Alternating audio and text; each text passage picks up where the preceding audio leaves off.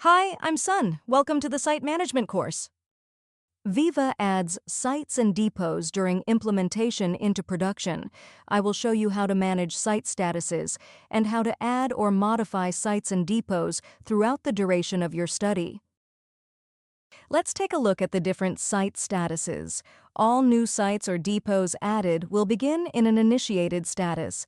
This status allows users to be added and activated, but does not allow shipments to be generated. You must update the site to the applicable status to ensure there is no delay in treatment. The shipping-only status will allow shipment requests to generate when the nightly tasks run. This status does not allow sites to record any visits.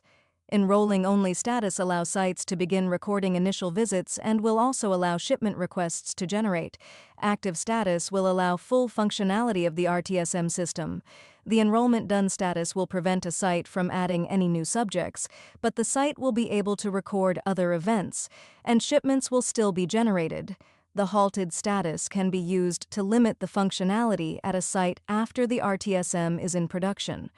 The closeout status is used at the end of a study when the site is in the process of closing out. Most RTSM activities are unavailable to users at the site.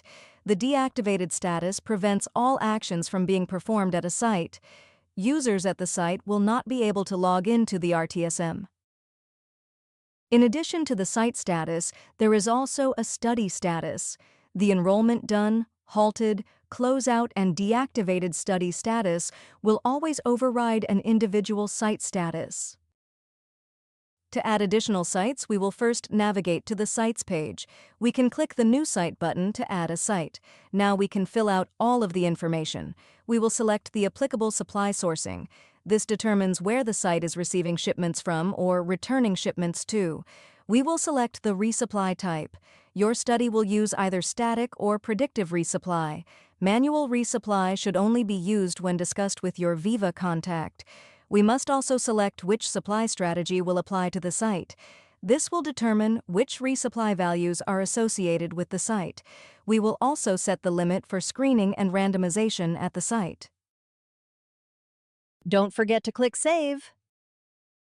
After adding a new site, the site will always begin in the initiated status.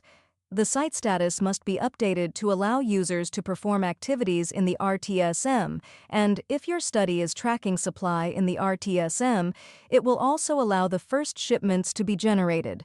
Not updating the site status can cause a delay for the initial shipment. Select Update Status from the site's task menu. Now we can update the site to the applicable status. For statuses that allow shipping, we will need to acknowledge that we have reviewed our resupply levels at the site.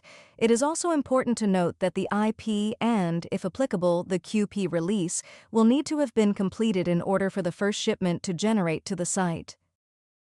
Additionally, we can select View Information from a site's task menu to make any updates to the site.